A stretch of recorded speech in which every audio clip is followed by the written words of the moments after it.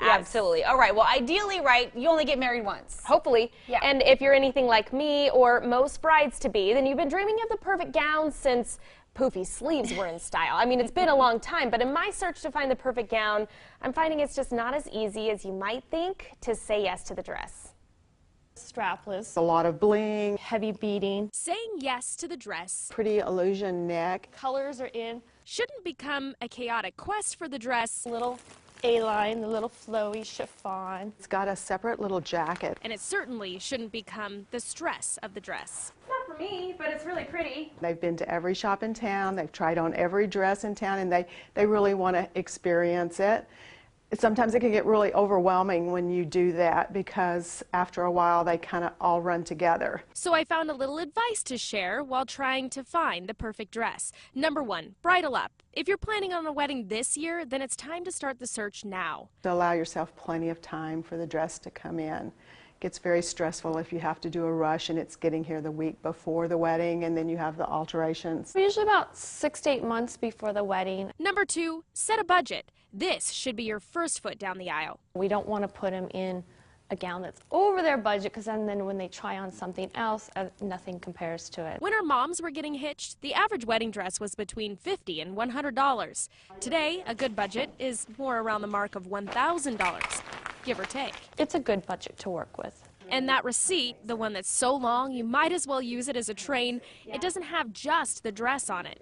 Make sure to leave some wiggle room in your budget for alterations and accessories. And while we're crunching numbers, we get to tip number 3.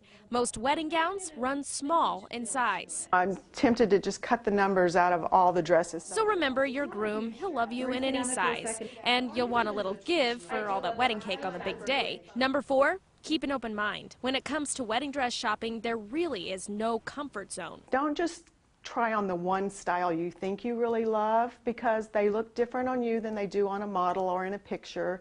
And when you ultimately make that decision, it's nice to know that the dress you chose was not the only style you tried on. You tried on a lot of others and that was the one you really loved. Number 5, enjoy yourself. Make an event of it, but leave Joan Rivers at home. It's great to bring close friends and family, but sometimes the bride gets a little bit overwhelmed when there's a big group and we want to focus on the bride, because it's ultimately she's wearing the gown. It's okay to tell your entourage exactly how it is. This is a good one. It's your wedding after all. And lastly, number 6, once you find the one, marry it. When you find the gown, stop looking because there are a lot of options out there, but when you find the one, stop looking. This is the closest I've come. That includes unpinning all the Pinterest pins and throwing out the bridal magazines. Delete all the pictures you've taken of all the other dresses and focus on other aspects of the wedding. Because let's face it, while the dress may be the most exciting part of wedding planning, there's still a whole lot to be done before you say, I do.